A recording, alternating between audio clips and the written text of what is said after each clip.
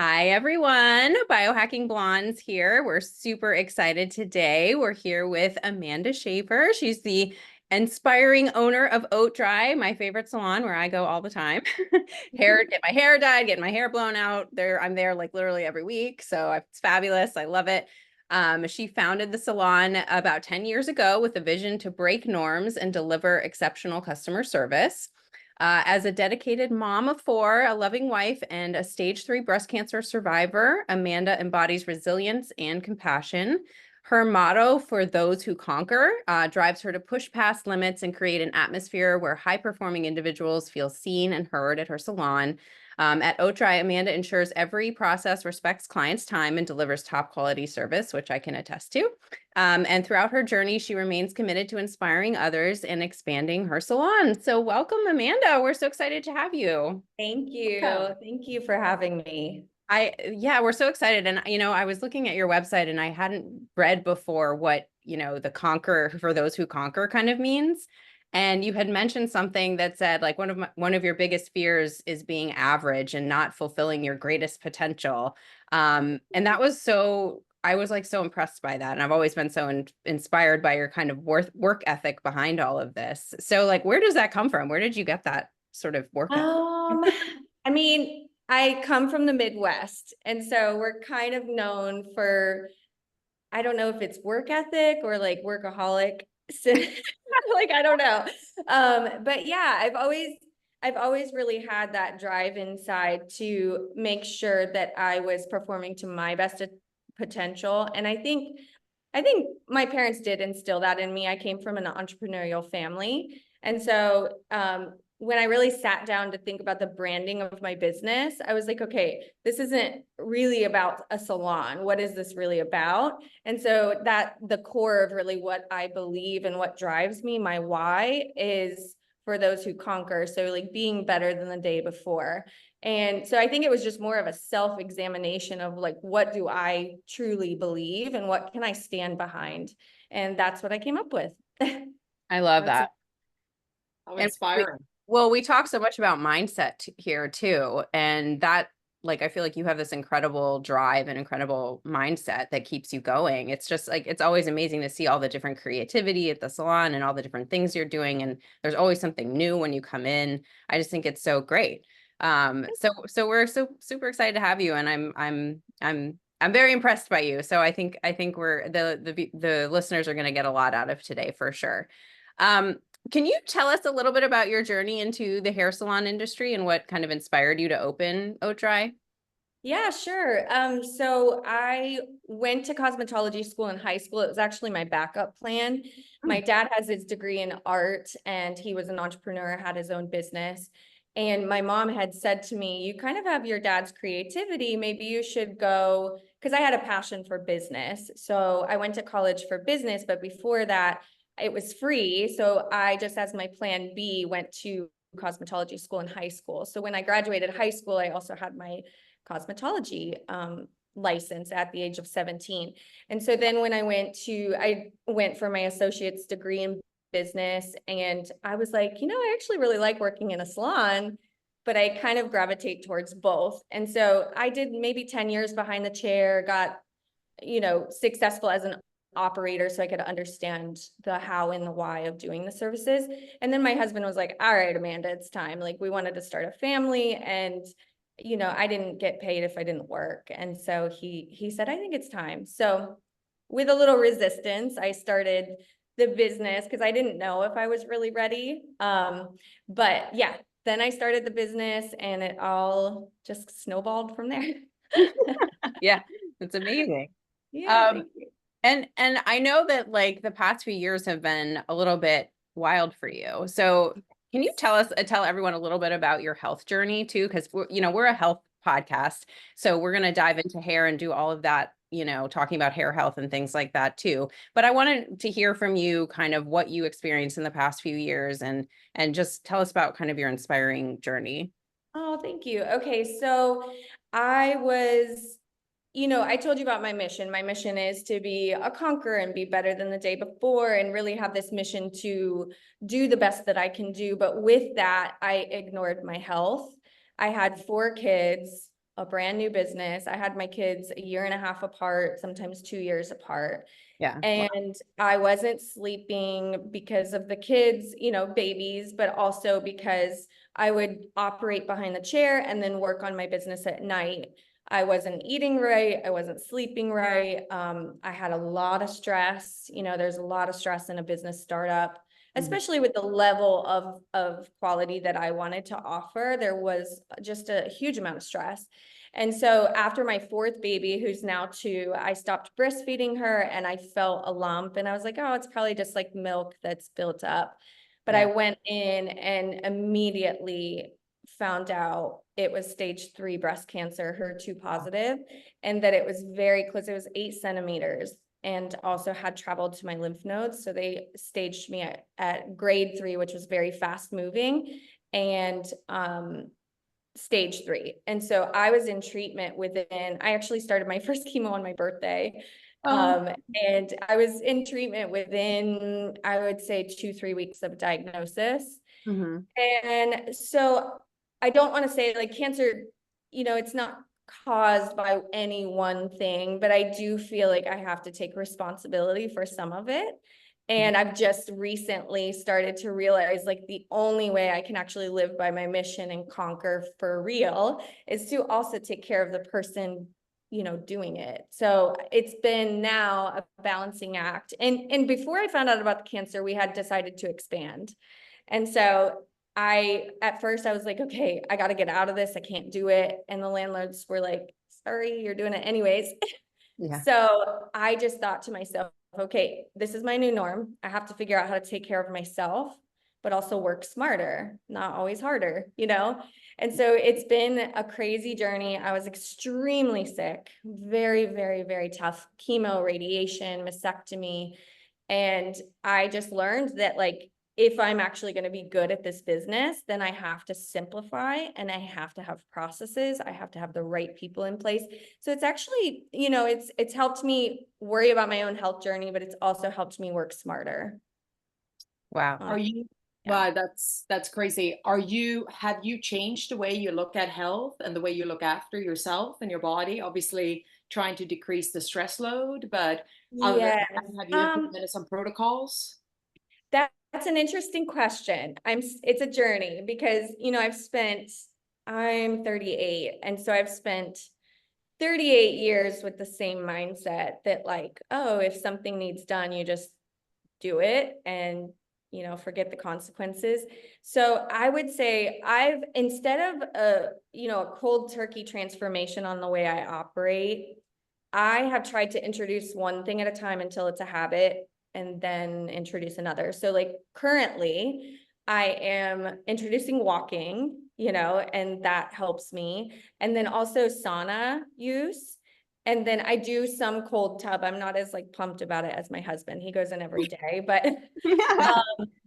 so now I'm trying to switch to like being more conscious about what I eat. But for me, just saying, oh, I'm just going to change my whole lifestyle, it's never worked in a long-term format. So I've introduced little things one by one. And, unfortunately, I am still operating during the day and working late at night. But I've now said, okay, you can do that 3 nights in a row. And then after that, you have to go to bed at a reasonable time. Whereas before I would just do it 7 days a week. So I'm not saying I'm reformed, but I am getting better. That's great. That's great.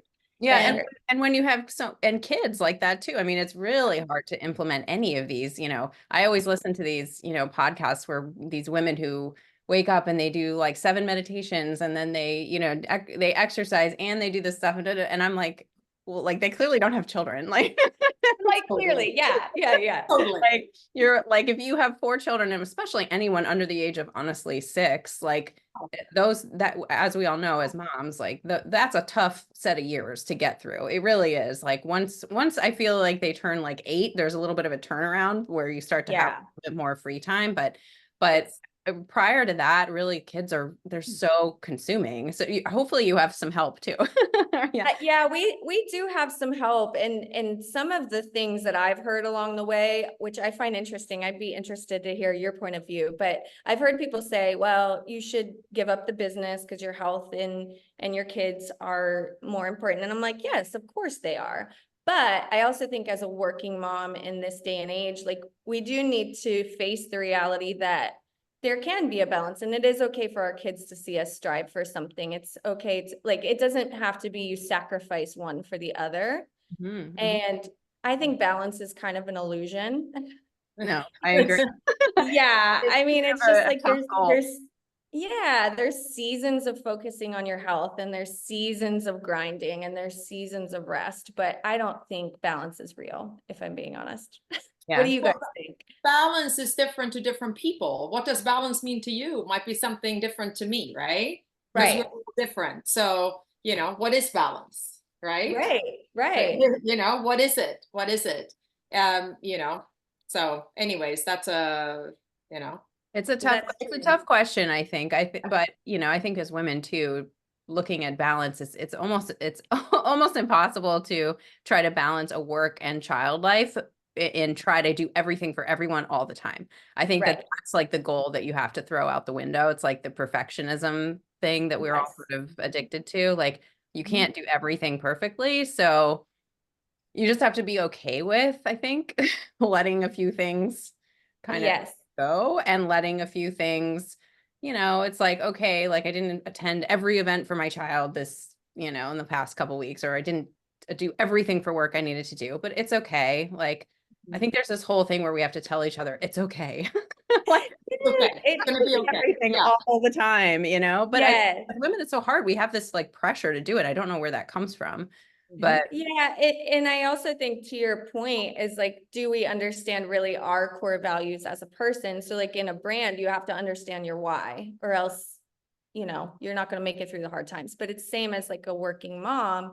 What are your values? Like for me, I always want them to feel loved and protected and cuddled and cared for in the mornings with breakfast. And I have a process, but I'm not going to feel guilty if I'm not at karate at night, because like my value is I will always make the mornings really special, so I think sometimes we're like, all the things are important and we can't do it that way. So I That's love right. that. I love that idea, just focusing on like at least you're giving your kids like a moment of every day where they're, with mhm, you and hanging out with you and everything's great and you have that sort of quality time and then you yeah, can, you know, the rest of the day kind of just happens, whatever whatever yeah, happens happens. if they can count on you, for the things that are important, then I think it's great. Yeah. Yeah. I mean, for me, it was always, and it always has been, and it always is like the making the dinner. So I make the dinners every single night and we sit down as a family, right? That's really important to me.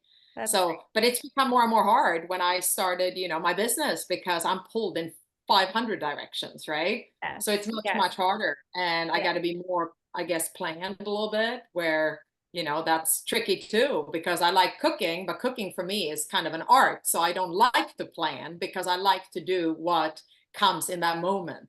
Hmm. Yeah, no, that makes So, sense. That is a struggle. Well, maybe yeah, like one night a week, having them cook with you as like a special Hmm. right. special night. That might be cool. Like That's if it's, cool.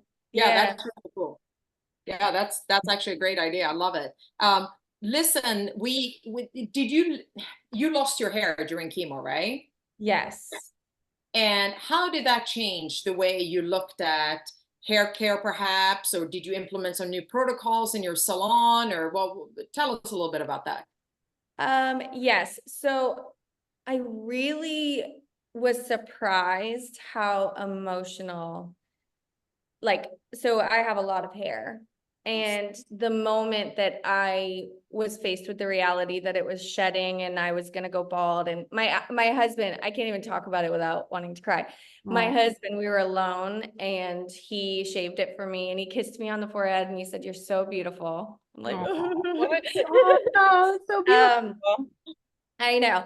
But I realized that once I lost it, I actually felt more powerful. And I think what it was is that sometimes we use our hair as a a disguise. We use it to hide something or to take attention off of something. And I think once my hair, so the thought of it was really emotional, but once it was gone, I was like, all right, now I feel like a warrior and I'm going to fight this. And I know some women don't feel the same, but I did feel like I was empowered once it was gone. Now, the way that it's changed my mindset is I do feel like it's a very good test of your confidence in yourself. And I've worked a lot on my confidence, like even wearing my hair short, I don't love it. I sometimes, yeah, I'm not a huge fan, but it's made me realize like I have to showcase other parts of myself. And so it helped a lot. So I think the thing that would be helpful for people losing their hair is just someone to speak with them on what are the other things that you can do to feel confident, whether it's makeup or the way your brows are shaped or, you know, some wigs that are really fun. Like I wore wigs all the time with hats because I didn't want to walk around looking sick. But yeah, it was a journey. And I even have some friends that have had cancer and they said their husbands couldn't see them bald, which actually kind of broke my heart. But I was like, you know, I really think it just losing your hair exposes so much. It exposes what is your confidence in your viewpoint of yourself? How do other people view you? Like my husband was so strong and amazing and never made me feel bad about it. So it's really disarming, honestly. It's hard, but it's disarming. It forces you to see what's really happening. And you know, can I just chime in there, being from Sweden? So I have such a thin hair, and you know, this is a little hair piece, right, that I put in when I'm business mode. And what's interesting is living in America, people in America have a whole different view of hair than they do in Sweden. We have, this is not like my thin hair is totally normal in Sweden, and people have hair up in Sweden. No one blow dries their hair in Sweden. You know, like here is like this big hairdo, like hair is a big deal here. It's not in my country. So it's very interesting, right? And then you go to places like I was in India one time and I had 5 people around me. I was going to cut the ends of my hair. And I had 5 women around me. They didn't dare to touch my hair because they thought it was going to break. It was that thin. Oh my goodness, really? They were 5. They were like consulting around me. Like, what are we going to do with this woman? You know?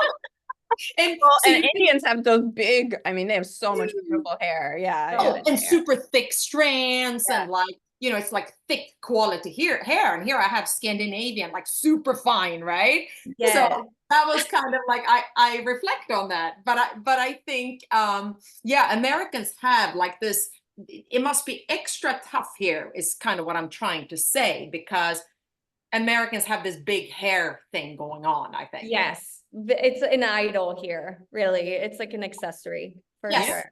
Correct. Correct. I agree. Yeah.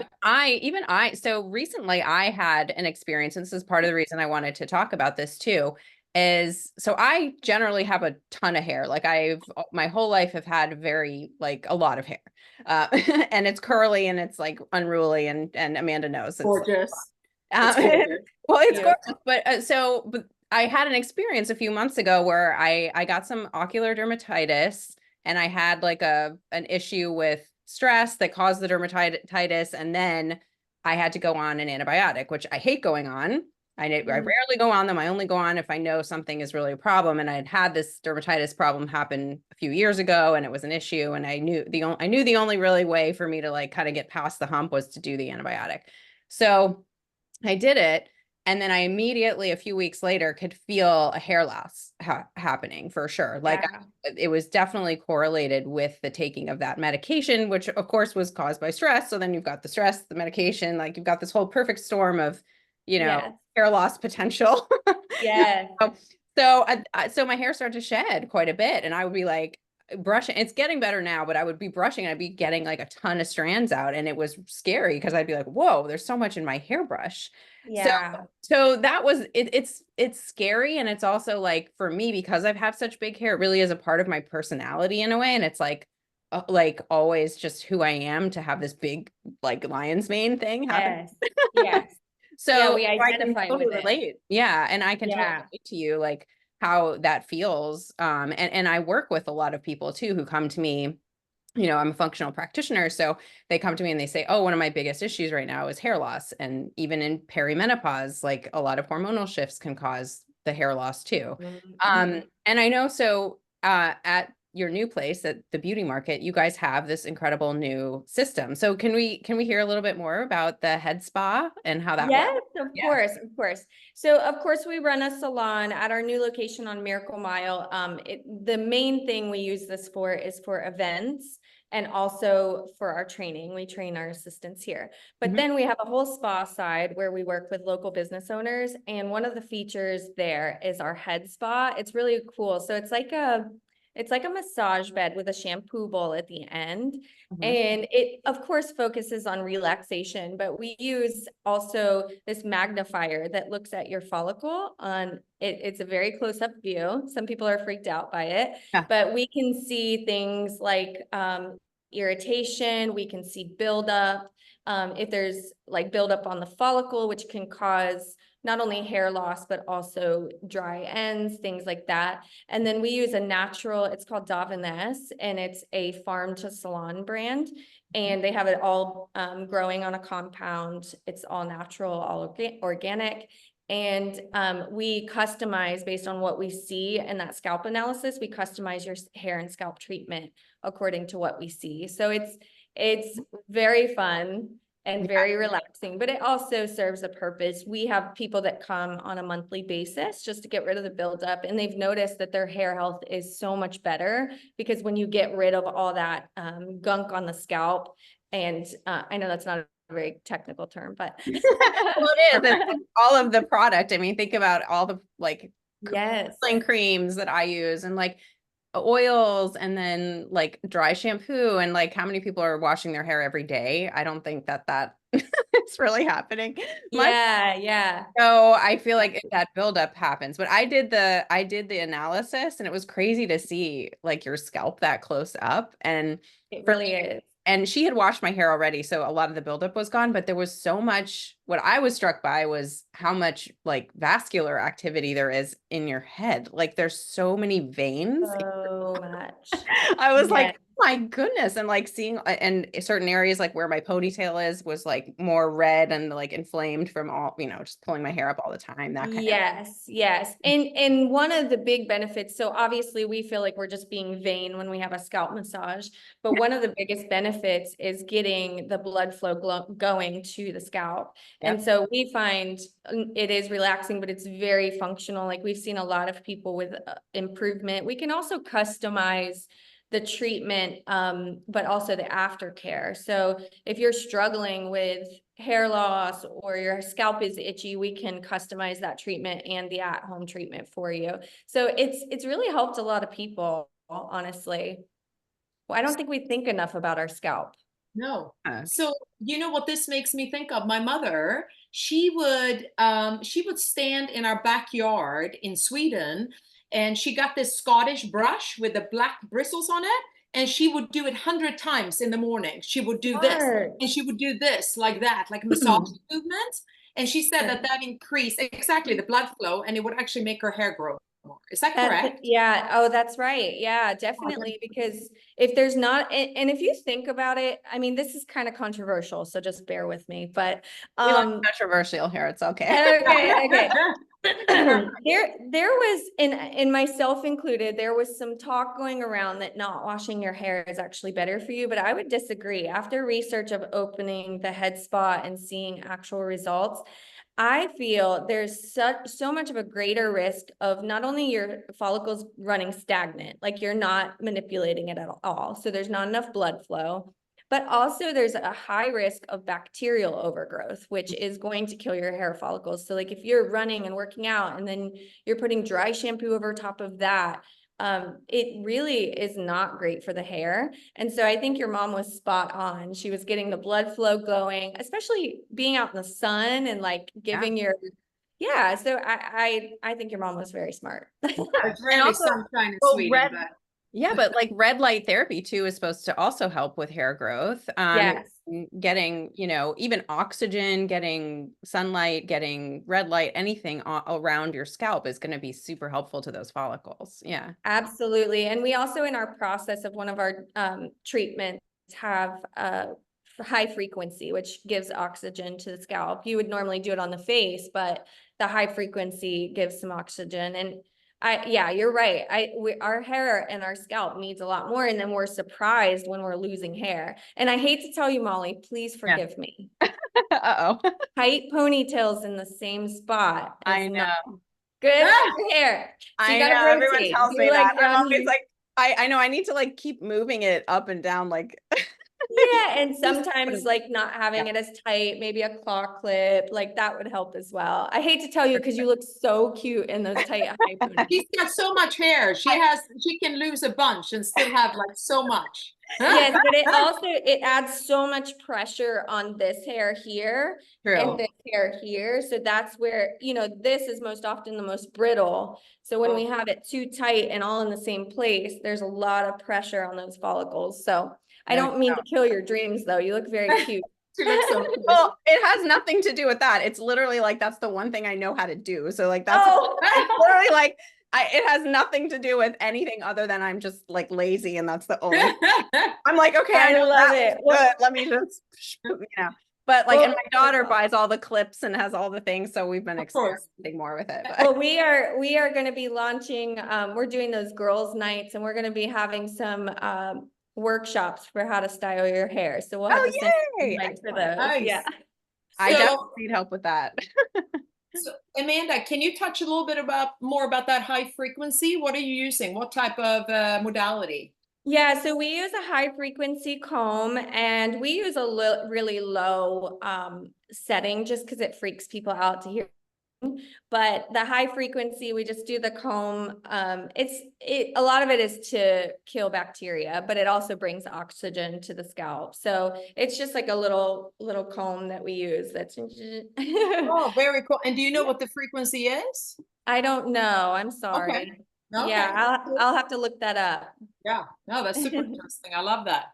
No, it's great.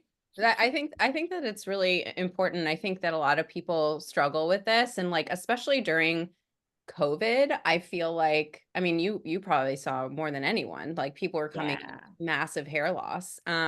So what Yeah. do we, I mean, I'd love to talk about that. Like, and Alex and I were kind of chatting a little bit too about just the fundamentals of like basics of vitamins that you need in your body and things like that that can help support your immune system, which is actually strangely tied to hair growth too. Oh my gosh, it's everything. Yeah. It's everything. unbelievable. So like what were it was this sort of a this idea of the head spa partially related to that whole COVID thing that was happening too and like helping people out with that problem? Yeah, that's an interesting question. So one of my philosophies in business is always look at other countries and what they're like. I mean, Sweden, for example. Yeah. Like there are some things that these countries that are a little less modernized, I feel like they know the essence of what makes healthy hair. And so there's been this trend for years for Japanese head spas because they understand how the hair needs to be rid of chemicals and buildup and silicones that are in our products. And then also the techniques that they use on the scalp. So we went to Japan, I don't know, maybe 6 years ago. And so I've seen that. So I like to keep my eye on trends that are in other countries, and that has been very big there. And then I also saw it start making its way to Miami and New York. And so part of it was just I knew what was trending. And then I like to bring things here to Vero. Like 10 years ago was when blow dry bars were starting to pick up. And that's, our beachside salon has that at the core of the offering. And then, so yeah, the combination of trends, but then also, like you said, I knew that we're starting to be a lot more conscious of health and hair health and scalp health. And so the combination of all those things is why I wanted to open the head spa. I feel like it's so directly tied to how your hair looks that any way we can serve our guests in a deeper way makes me happy. So that's why we did it. But yeah, COVID has been a huge problem for a lot of people because everything to do with your hair health is tied to your immune system and your hormones. So the unfortunate part for me is we'll often see someone with a hair struggle, but I'm like, okay, I can put a Band-Aid on it, but really it's your immune system. Yeah. Like if you're having hair loss, there is something in your immune system that's a problem. So I would recommend them go to someone like you more so than me. I would partner with you on the process, but Yeah, no, absolutely. But you take care of the outside, which is also important. And getting the scalp clean, getting everything, getting the right products in, doing all of that. That's all part of the process. But Alex and I too were talking about her product. She says that with some people who use Scandy Labs, which is vitamin D, A, E, and K, right? And elderberry, all of that has also helped some of her clients who use it like actually have hair growth, which we were like, which is like a side, it wasn't the initial thought, that's right? not why I made it at all, Amanda. Yeah. And they're telling me it's better than Nutrafol. So they've been that's using, awesome. I had probably a handful of clients that have had Nutrafol for 1 year. They used my product for 3 months and their hair is like growing, like there's no even comparison. No comparison. Yeah. So the immune system, I would say the immune system is why you lose it. Right. But I would say nutrients is how you keep it and keep it healthy. So I think what you're doing is phenomenal because we have to have fatty acids. That's why they say castor oil can help but the problem with Nutrafol and biotin, in my opinion, is they are starting to see some research that it disrupts hormones, and hormones are also tied to hair health. So to me, you're just putting a Band-Aid on it, you're disrupting your hormones, and then when you get off of it, you're not in a better position. So I would much rather recommend something like Scandy Labs, honestly. Yeah. And Nutrafol is like, it has saw palmetto in it and it has a bunch of it's sort of trying to focus on a lot of things at once. Like it's trying to get the people who are more PCOS, like who have like higher testosterone levels, and they're just trying to they're trying to focus on it kind of from a hormone perspective, but like with a wide net, which I think is a little tricky because everyone is so unique, I think, I honestly think vitamin D for a lot of people is honestly going to make a bigger difference. If you get anything today at, besides going to your hair salon, obviously, like take some vitamin D and get that vitamin in you so that your hair can be healthy, your immune system can be healthy. Yes. But that needs to come with K and in fat. That's really important for the absorption. Yeah, fatty acids are very important. Fat, very important because it doesn't absorb otherwise. Right. And I can run a vitamin D panel on anyone. So if they're interested and they want to see kind of where their levels are, Alex and I usually talk about having a good level of vitamin D is anywhere from 60 to 100. I think that's kind of an ideal situation. You can do a quick blood test and check that out, not very much money. I think that's critical. That's like the most important nutrient you can have for just about any process in the body, and it's going to help with the hair thinning, the hair loss, all of that stuff too, for sure. I want to do that. That sounds interesting. I didn't know that. Yeah. And they're thinking when you get COVID, doesn't it affect your vitamin D levels? Well, vitamin D actually was used as a therapy for COVID. So you can actually run, and I think people, well, I mean, this is all anecdotal to some degree. I'm not sure how much it's been studied, although Alex, you might know more about the studies behind it. But like basically, if you gave someone who had COVID 10,000 IUs of vitamin D, they would come out of it much faster. It's like very much so a cure. Oh yeah. So this is the big statistics is that people that had higher than 60 ng per milliliter in the blood of vitamin D, they had 90% less chance of dying from COVID. 90%. This is huge. And it's very frustrating, in my opinion, that was not talked about enough. So, because that's a very significant number. Yeah. So is that something that stays in your body as a reserve, or is it cumulative? It's cumulative. Yeah. You gotta kind of stay on top of it. I see. Yeah, you gotta stay on top. We're supposed to be getting it from the sun, and we're supposed to be going outside, and like, I mean, these busy lifestyles that we all have, especially when you have children, it's not like we're outside every day frolicking in the sun. Like it's like all like, it's like Exactly. a job. We've got to get our kids to Yeah. school. Like, you Yep. know, it's like, it's very hard to live, in my opinion. I sometimes find it annoying when a lot of the like health people are like, you need to be spending 4 hours every day outside. And I'm just like, that is just so hard. It's really hard. It's not realistic. Yeah, Correct. That's definitely. kind of where like the biohacking and the red light beds and the red light therapies and things like that can be helpful. But obviously vitamin D, we would normally, if we were cave people, right, we'd be outside all day and we wouldn't have this problem with vitamin D. Right. Like we would, we really Right. wouldn't have this issue. We wouldn't even be talking about it. But we all live indoors and, you know, we don't get enough of it. So we kind of have Yeah. to supplement, and you kind of have to do it all the time. And I mean, that's how I feel, right, Alex? How would you Oh, I feel? agree. Yeah, I agree. I mean, it's got to be kind of a daily dose of vitamin D for the most Yep. part. Yep, absolutely. 5,000 I use is what I Yeah. say. But there's other things. I mean, obviously we talked a lot about stress. Like stress is, you know, emotional stress can trigger hair loss too. And hair can go into the shedding phase. I think that, you know, stress is a measure of your cortisol basically. So if your cortisol is spiking every day and you're super stressed, or if it's super low, that's going to affect then all your sex hormones and boom, boom, boom, boom, boom, then the hair goes, right? So, and it's I think a 3-month process, right? Where the hair, like a lot of people who had COVID, they didn't actually start to notice the hair loss until 3 months later, right? Yeah. Yeah, it's different for every person, but yeah, there are 3 different phases to hair. And I would say you're right about that, is we don't normally see the symptoms of them dying off till a couple of months later. Some people noticed it sooner, but yeah, stress plays a huge part. And I feel like as well, sometimes when we're stressed, that's also when we're not taking care of ourselves in other ways, like Right. diet and sleep and things like that. And so your hair follicles, it's the cells dividing. So like if you're not taking care of other areas, it's all going to be like a snowball effect. But I do feel like a lot of women that I speak to are noticing it after babies or during menopause. So I don't know what the recommendations are currently on hormones and hormone replacement.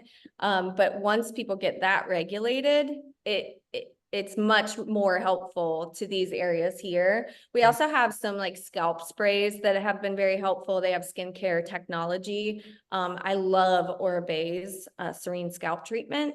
That's a really good line if you're having trouble with hair loss. But yeah, stress is a huge part of it for sure. Yeah. Can you touch a little bit more about that product and other lines that you have for people that have hair loss? Let's say if they're going obviously to the root cause first, if they're addressing the inside, but then they also want to help on the outside. Well, what are some of the products that you would say? Okay, so I would say it really depends on what hair type you have. But we have a detox shampoo that is wonderful. It has a little bit of a scrub to it. It kind of like you're exfoliating your scalp, because one of the things that I've noticed is a lot of people have a buildup. It kind of looks like a mound, where with your follicle, if your follicle's down here, you really want that skin to be flat. And what we're noticing is there's a lot like this. So I don't know if people in the shower are not scrubbing enough, or maybe we're not exfoliating. But we have a Davines detox shampoo that is wonderful. It has like little soft granules that will help. And we also recommend one of those little rubber brushes. You can get them on Amazon for like $6, just to scrub your scalp at least once a week. Throwing it back to your mom. Yeah. Little rubber brush. I love that. Yes. We also have some re-energizing from Davines that have tea tree oil in them. And those are really great if you have some imbalances with, like, let's say dandruff. Now you do want to be careful. We refer to a dermatologist if we see any sort of buildup, because you don't know, like we aren't trained to know if it's bacterial or like a fungus, or, you know, a lot of times with dandruff, it is more of a fungal issue. So we will often refer to a physician for that. But for minor scalp issues, we have a re-energizing with a little bit of tea tree oil in it. We also have the spray, which has skincare technology, and that we recommend here around the hairline. We have noticed people that use it, there is a little bit of regeneration. But again, it has to be paired with what's going on inside your body. So that's why we say, like, honestly, we see a lot of it with vegans. Mhm. They lose a lot of hair, Mhm. and it's most often like a very far receding hairline. And I'm not sure why that is nutritionally. I'm not a nutritionist. Oh, can you tell me? Yes. Yeah. So the issue with the vegans is they're generally not getting enough B vitamins. So that's another, so like vitamin D is one aspect, right, of the hair loss. And the other thing I see is low iron and low B vitamins, right, which kind of all go together. So if you're not eating, red meat, if you're not eating higher quality meats where you're getting those super high doses of B vitamins, you're going to potentially be anemic. And then that's going to cause a whole iron in the body is actually really good for various processes to get things going. So, Okay. so if you're anemic and low in your B vitamins, which again, a lot of people are anyway, but if you're vegan, you're especially low because you've actually like completely decided to eliminate those unless you're supplementing. So a lot of the vegans that I talk to, it's like, there are some people who are healthy because they're doing it right. They're supplementing with B vitamins, like methylated B vitamins is what I always recommend. A B complex, methylated B complex. Quicksilver has a great product for that. And even in some cases, if their iron is low on a blood panel, I would recommend taking some iron with a B complex, and that's going to help a lot too. So, Okay. so it's like Interesting. vitamin D, B vitamins, and iron are kind of those three guys that are necessary. And all of those are found in food too, right? Like, and vitamin D in salmon and, certain other ways to get it, right? Besides the sun. And by methylated, so if I recommend methylated, you're saying it helps the cell process, like it's processed in a way that it's still alive. Is that? Well, how you- the methylated vitamins are, so a lot of people have heard of maybe an MTHFR variant. People talk about it. It's on a genetics test, you can find out if you have this variant, which like something like 30-40% of the population can have this variant. And it makes it so it's harder for your body to break down folic acid, which is it's a synthetic version of folate.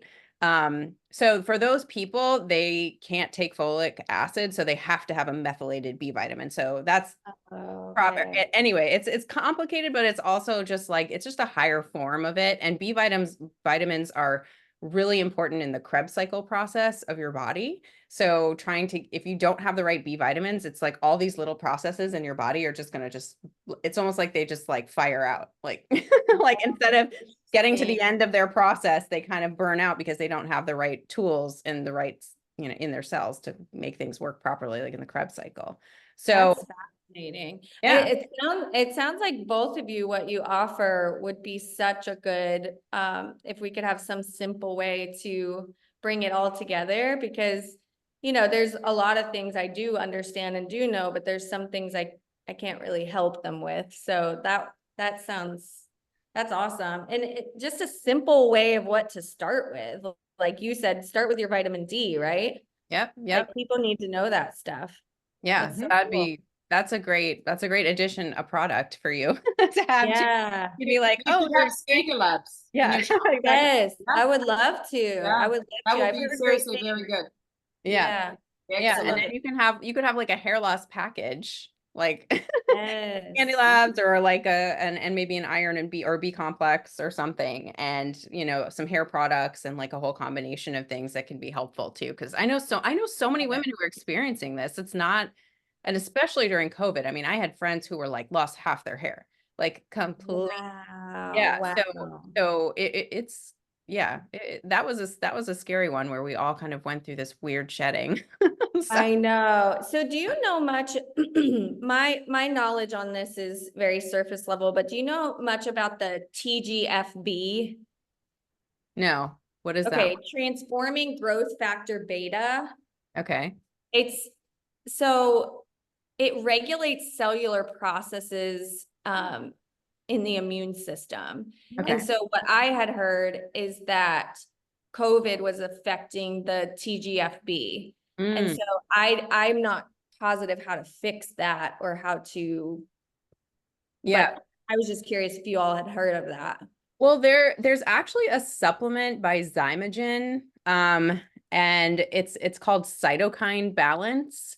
So, and it basically just has a bunch of antioxidants in it too, which is also really good for hair growth. You know, it's like if you can, you know, hair growth isn't one thing, right? It's like so many other things. It's like you got to have your B vitamins in check, you got to have your D in check, you got to have, you know, the surface of the hair needs to be clean. Like you need to be using Yes. the right products. You need to be like massaging the head or doing, you know, making sure you're activating the hair growth in that way. But then this is like, okay, let's say you experience something like COVID. This product, it's called Cytokine Balance, and it has like a bunch of, you know, kind of basically antioxidants in it. So, Okay. so that can be kind of a really cool one to check out if people are interested. I mean, I have access to all of these. It's their medical grade supplements. Um, Okay. so that could be helpful too. It's a way of kind of like getting rid of those the cytokine issues that are caused Mhm. by COVID. The other way too is like Alex and I have been talking a lot about oxygen therapy. When I had COVID, I actually did an oxidative IV, which is where they after I had COVID, I went into actually Dr. Dean's office and she does it there. So if anyone's interested, she has a phlebotomist who will do it. They take out a bag of blood, they pump it with oxygen, and then they put it back into your body. So then you have this like supercharged oxygenated blood that's going back into the body, and it's going in there and it's fighting off, you know, those bad cells that have been kind of hurt by the COVID, right? So, Interesting. And that's the same as like a high dose vitamin C, right? Would also do a high oxygenation. I've um, heard Slightly super different. high I dose mean, of slightly different, I slightly would say. okay. Yeah. Okay. And the other thing, I'm actually heading down south after this call to Boca, and it's Dr. Parita. He does the EBO too, which Molly and I have spoken about. But it basically cleans out your entire blood, and it basically filters it out, and then it adds oxygen and ozone. So the two of them, so you take out in one and it goes out in the other arm. And I'm heading down to see him today, but he is the one that trains everyone in the US on this machine. Interesting. That mhm. is He's so amazing. fascinating. Oh, so So do and they do that also in the scalp or is it uh, only for whole body? it's for whole body. I Okay. haven't heard of just the scalp, but it's like a whole, Yeah. Because I've heard a lot about PRP in the scalp. right? Yeah. And then stem cells, of course. I'm involved with the stem cell clinic. We're going to open up in the Bahamas very shortly, and the stem cells are incredible for the hair as well. Interesting. You know, you talking to both of you has made me realize I think we need to refine our consult process for the hair loss and the scalp. And that way I'm almost like a scalp concierge where I can direct them to the best path because I feel like some people will need to start with something like Molly does, you know? Mhm. And then some people might need to start with what Scandi Labs does. So I think it's such a complex subject that if I can simplify that consult process, people would know where to start. Yeah, it's a cool. Let's have a talk after this Let's do podcast, it. right? I Yeah, know we're always thinking, we're like, ooh, I I'm know always another thinking cool too. product. Yeah. And she's the most like creative person you're gonna ever meet. Like it's like every time I walk into the salon, there's something new. I'm like, what's this now? Like Oh my God, it's like that's so I know. exciting. she's so Oh, isn't great. that No, it's so amazing? interesting. Yeah. It's So, never the same experience. So Amanda, like what's really interesting with you is like what you are doing. I have never like really focused on my hair because I had hair extensions from I was like 20, like hair down to my waist, okay? Yes, Because again, I mean, I come from finer hair, and then of yes. course I bleach it too. I mean, I shouldn't really say that because you know, like a red cross, right? I had black hair, like really turning red. So I Yeah. like bleach it. I mean, you can imagine the concoction is bad. And then on top of that, I have Hashimoto's. So, you know, so it's a Oh, mixed bag of everything, right? And then I had hair extensions yeah. for like forever, right? Yeah. Yeah. But I don't really pay much attention to my hair. Like I'm fine with how it is, you know. Yeah. I'm fine. But talking to you, I'm going to come and see you, and maybe we can elaborate a little bit, you I know? would love it. Yeah, Yeah. because we even offer services for people like you that want to learn how to use hair pieces or wigs, things like that. So, Good enough. yeah, so I Enough? like you did a great job. I'm very impressed. I She, love she it. she carries that around with her like in her purse. It looks like a little puppy. Like, Yeah. Did you name she's it? like, Did oh, you here's name your my friend. ponytail? It's my friend. Yeah. And then she'll be like, I got this on Amazon. Like, I am Yeah, honestly, that's how I 17.99. did my wig pieces because I wanted, like, you know, you can get them for up to like $5,000 Oh, I human hair know. wigs. oh, And I was wow. like, as soon as this baby gets matted, I'm just, you Yeah, know, moving on to the exactly. next Same. one Exactly the same. and trying a new look, you know? Oh, totally. I have so many, like the best one that I use in the evening time are three quarters of a wig. So you just attach up here. It looks Oh, yeah. fabulous. It Yeah. looks super like hot. And Yeah, I I agree. bought I bought them in Saint Tropez in the market. That's kind of how it started. And then now I'm only going there once a year. So in the meantime, and they are not real hair. And in the meantime, I get them now on Amazon. So Yeah, easy, exactly. It's easy. You know, you it's just easy. I mean, there's certain things you should invest in, your health, your hair right. products. Yeah. But the wigs, I'm like, yeah, I mean, Yeah. you can get any price range and be happy with it. Okay, good. So just another important question on this topic is, what is like a no-no for buying hair products? So when you look at a hair product, like someone that doesn't know anything about hair products, what should you not buy and what should you look for? Do you Okay, have? so I would, you know, there's quite an extensive list, but if I were to say just the one thing, SLS, sodium lauryl sulfate, it's a very harsh surfactant, and it's often used in things like dish soap. There are other versions that sound similar to it, so you know, that's where it becomes a little complicated. But SLS, sodium lauryl sulfate, that's why we say sulfate free.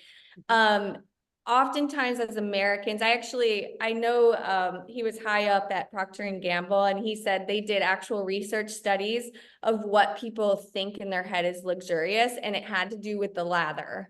So Americans are very obsessed with the lather, but more expensive shampoos actually have a less of a lather. They encapsulate the oils and encapsulate the dirt, so it's not going to feel soapy. And you'll notice that with our Oribe products, the first round, it's actually encapsulated all of the, you know, product and dirt and things like that. But if you have a shampoo that's like really, really soapy on the first round, then it's probably got some sort of cheap surfactant. And the reason why that matters is it's a chemical, so it's going to get into your follicles and disrupt your cells. So we recommend something more gentle. Usually the higher end don't use that.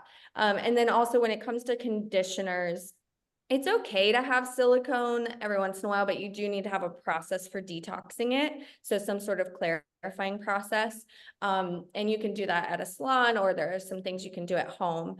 But I would say dimethicone is one of the strongest silicones. And so it's not that you can't use it. It's just if you seal that cuticle too much, you're actually trapping the cuticle in a way that it can't get any moisture, and it does break it off eventually. So if you're going to use something with dimethicone, it has to be cleansed. And then I would say the last thing is like, just be aware of your pH of your scalp. So oftentimes we're using things that are very harsh, and so we're getting out of balance there. So apple cider vinegar is very, very good for your scalp health to get it back into balance. And I would recommend just using that before, like after you do a detox and before you do your conditioner, just do a little apple cider vinegar rinse. And so that really helps a lot. But yeah, sodium lauryl sulfate and dimethicone, those would be my two. Got it. Oh, very interesting. Okay, super good. And more natural, like, because it is our biggest organ is the skin, and it touches the skin, right? So Yes. what is kind of the really good natural ones that work, that cleans your hair, but they are, let's say, good for you, kind of. Yeah, So I do have some conflicting feelings on natural. We have Oribe, which is what we consider high performance. And so that one's going to be really good for functionality. Like if you're going out and you want to make sure your hair stays well, I think there are some uses for like high performing products that are important. That one has UV protection. It has a lot of keratin in it, in some of the lines. So it's going to regenerate some of your dryness and damage. But as far as natural goes, I do love Davines. We've been using a lot of that. And I've heard really good things about Vegamour. Vegamour is Vegamour,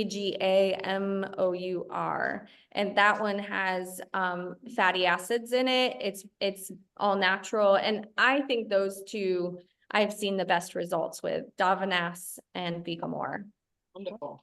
What about castor oil? You mentioned castor oil. Do you actually like, I mean, we use that in sort of the functional world. You can like do a castor oil pack and like it goes into your body and it helps break down tissue. Like if you have, fibroids or PCOS or things like that, or if you have a pain in your arm, just put castor oil on it. Like, it's like our grandmothers used to be like, oh, just like you have something wrong with you, just put castor oil on it. Like sort of yes. all encompassing thing. So like, do you use that at all? Is that like, do people put that in their hair? What do people do with it? You could, and if you were going to do it, I would recommend more in the recessed areas. It's just like anything. If you like with skincare, for example, if you put a wonderful moisturizer over top of a bunch of dead skin cells, it's not going to absorb it well. So it's the same thing with the scalp. You have to have a process. Like I would say you need to detox the hair first, have a very good scrub, clarifying. Then you need to replace it with some fatty acids. So that would be what castor oil essentially is, just replacing some fatty acids. So I would say for the scalp, it's not going to like heal necessarily, but it is going to replace nutrients. So the only thing is it tends to just sit on top of the scalp. Yeah. So you do have to like cleanse it afterwards. Yeah. Yeah. It's pretty intense, right? Yeah. Getting rid of it would be really hard. It would take like 3 days to like get it. Yeah, that's the only hesitation I have. It's not that it wouldn't work. It's just, I think there's probably some other things you could do that wouldn't build up on it so much. Because with the hair follicles, buildup is just as bad. You know what I mean? Yeah. If you have stuff blocking nutrients, then it's not great. So the castor oil is good, but I wouldn't overdo it. Maybe once a month. Okay, that's interesting. What about like just cutting your hair? Because my daughter, when she was really little, she was like 3 or 4, she went through kind of a weird hair loss thing, and her teacher told me, she was like, just go get it cut and her hair will get better. And she went and got cut. We did it, and I was amazed, but in a week, like her hair had completely like grown back. It was crazy. It was so fast. That's amazing. So like, Yes. what's happening there? Why is that? Why is that happening? Okay, so, well, first of all, I know this seems simple, but especially when you're getting it professionally cut, they're giving you a good scrub on your scalp. So that was the first thing. Yeah. Like anytime the scalp is being suffocated, so is the hair. Got it. So that might have helped. And then second of all, damage travels up. So if you get a split end down here because there's not enough keratin in the hair, or the bonds inside have broken, once that split happens down here, it's going to start moving up. And so it feels to you and to your hair as if it's dying slowly on the way. You know what I mean? And so when you trim it, the hair is now not breaking up. And so it allows the hair to feel more full. So I don't think it causes necessarily the hair to grow, but visually, aesthetically, and just in general, getting rid of the dead part is going to make it not spread. Yeah. Oh, wow. So fascinating. Yeah. Yeah, that's a good one. How much apple cider vinegar are we talking when you say that? Like, are we diluting it? Because like apple cider vinegar can be pretty intense. Yeah, I would dilute it. And actually, I'm going to look it up. There's a rinse, a specific brand that we like. Okay. vinegar rinse. I forget the name of the brand. Okay, it's DP Hue. Okay. It's a hair rinse. Ew. DPHUEACV hair rinse. Cool. Okay. And Awesome. you can get it on Amazon. And Awesome. that's already diluted for you. I remember trying, like, I think like 10 years ago, I was like, oh, I'm gonna put apple cider vinegar on my hair and to tried to be super all natural. Yeah, how'd it Remember, go? like, I just like poured it on my hair and I'm like, like, You're like, it did not work. yeah, Yeah, so I don't know what I mean, you're thinking, it has all of these things, like you have a method. And if you Yeah, just totally. listen to like basic advice and you don't have someone who really knows what they're kind of doing, I feel like people were like, oh, put baking soda on your hair. And I remember doing that back in the day, like baking soda and having like literally like a volcano reaction on my head. oh my gosh, yes. It's like you do kind of stupid things to your hair sometimes just to try to like get things moving. I agree. I think sometimes just asking a professional about the process helps a lot. But the apple cider vinegar, it not only clarifies the hair, but it also balances the pH. Mm. And it's known to kill like fungal or bacterial issues. So sometimes when our scalp is itchy, it's either a fungal or a bacterial issue. So that's why I say, especially people who work out, you would shampoo first and really scrub the scalp, maybe with that tool that I was talking about. And then the second thing would be to do a cleansing shampoo, obviously sulfate free. And then the third step in the shower is just put some of that apple cider vinegar rinse in condition. So yeah, the process is important. That's amazing. And also just on the sort of fungal note, like Alex and I have been interested in fungal activity like for a long time. So you can do a stool test with me and I can look to see if you actually have fungus in your stomach. So like a candida, things like that. It's a stool test. And then what's interesting is I used to have kind of like an itchy, like it would get itchy right back here after, after a couple blow dries or something, like Yeah. going a few days without more than a few days without maybe shampooing. And then I did a candida cleanse. So I did a fungal cleanse, which is just a supplement that I can easily provide people. And that made such a huge difference that just like cut down. And that's just an oral product that's affecting your gut and, which eventually, kills wherever that fungus is in the rest of your body, right? Yeah. So can kids have that supplement too? Depends how young, if they can swallow a pill, that's the only tricky part, but yeah, for sure. Absolutely. Because fungal infections are big in kids too. And that's kind of where things start and can go, wrong in a lot of ways. Yeah. Especially if my kids start craving sugar, I start to think maybe there's some sort of issue. Yeah. Oh yeah. Well, a lot of kids crave the sugar too. I mean, they're all like, looking for it where they can get it. It's true. But that's very accurate too. And also alcohol, like if you have a fungal infection, you can crave sugar in any form. So sugar, treats, alcohol, bread, all of that kind of stuff that can turn into sugar in the body. So that's another way to like help if someone comes in and asks like about like itchiness or things like that, like you could potentially be like, oh, you might have a fungal infection. You can go get that checked out. Oh, interesting. That's cool. Fascinating. I love that. I'm learning so much. There are all these things that I never talk about hair. I don't know about you guys. I feel like it's so never. Like I go, I get it done, and then I don't want to worry about it. Like I'm just sort of like try to just make it look as good as it can without having to do much effort, right? Yes. But there's so much about your hair that's just involved with the rest of your body and how everything else is functioning. I mean, just even in the chemo process, like what's happening, you're taking a drug that's, affecting your hormones and your health and everything, and that's why you lose your hair, right? Yes, yes, absolutely. And I think one of the frustrations we hear when people come into the salon is, the hair is a big deal to us as women and even as men, honestly. We talk to a lot of men as well. And a lot of doctors, it's not really what they're trained to know about, but also they're a little dismissive. Not all, of course, but I hear a lot of people saying my GP is just kind of like waving me off, but it's a big deal to me. And so I think that's where this like functional approach is very important because it looks at you as a whole. Like your hair and your scalp is a symptom of what's going on inside. Yep, absolutely. Yeah, it's so great. Well, this was so great chatting with you. I just feel like you're such a lovely soul, and I feel like you've been through so much, and I'm always so impressed by you. And I can't believe you have 4 young children and do all that you do. Like, Me either. it's like amazing. Like I have 1 child, and I'm like, that's enough. I'm like done. Like, Yes. Well, So, thank you. I admire you too, and you've been so loyal over the years. We appreciate you very much. oh, I'm coming in. I'm coming in. So I you would can, love it. you can Yes, see we the would. Scandinavian hair. We would love to treat you both to a head spa. You have to set that up and say Oh, Amanda yeah. wanted to treat us, so you could do it That'd be so together. fun. Oh, that would be that's great. so exciting. I would Yeah. love that. So Oh, that's super. tell us where people can reach you and how they can find you and all of that fun stuff.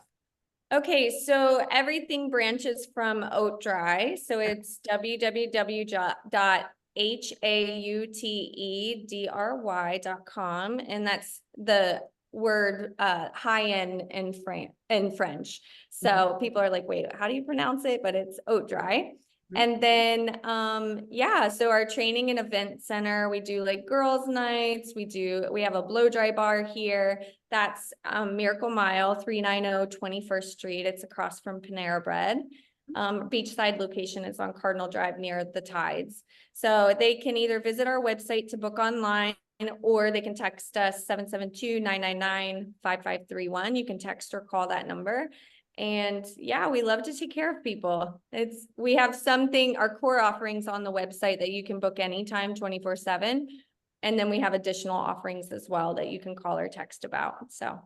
And do you have socials as well? Do you have an Instagram? We do, yes. We're more active on our Instagram. And our Instagram is Hautedry. And then we also linked on our bio so it's spelled the French spelling for the beauty market, but it's La Beaute Market, but we nickname it the Beauty Market because it's easier. But yeah, that is linked on our Hautedry bio. That Instagram. So yeah, we run specials. We also are doing a lot of private spa parties. So we curate an experience. We have like a hostess. We offer you a certain amount of services, and then each person you invite can pick up their own tab for the additional services. So we curate whatever you want, like maybe consultations with experts like you. They can do that one-on-one. We also do like massages and facials, and we work with local business owners on the spa services. So it's super fun. Yeah. Birthdays, girls' nights. Yeah. And then like scalp analysis and head spa night. Like that would be super Oh, fun. yes. Yes, We can definitely. all look at what's going on in our hair. Yes, and it's kind of fun to feel like you have a whole salon to yourself. So people have been just like raving over the private spa parties. It's fun. But yeah, private head spa parties for sure. They even do like birthday parties for kids and stuff like that, and for girls, Yes. like all kinds of fun. It's just it's a good time. Yes, Sure. and actually the kids' parties, we thought they would laugh the entire time. They're silent. Like they love it. I'm like shocked. I'm like, oh, they're never gonna sit through this head spa service. But they all said, that was amazing. Oh, that's great. Well, a head spa, like a massage on your head. Like when do you get that? Never. Like you're like all you do in the shower is like you're like trying to get out as fast as possible, in my opinion. That's what I'm trying to do. I'm not like having like a soothing experience. Yes, So exactly. it's like really nice, and it feels good, and it's getting the blood flowing. It's probably even good for like headaches and all kinds of things, like just to relax, It is. spend that time. It is. Yeah. Well, thank you, ladies, for having me. It was such a pleasure. Yes. Well, thank you Amanda, for coming on. thank you for coming on. Very informative. We love you. Go visit Hautedry. Yes, thanks, guys. Bye. Thank Have a you. good one. Bye.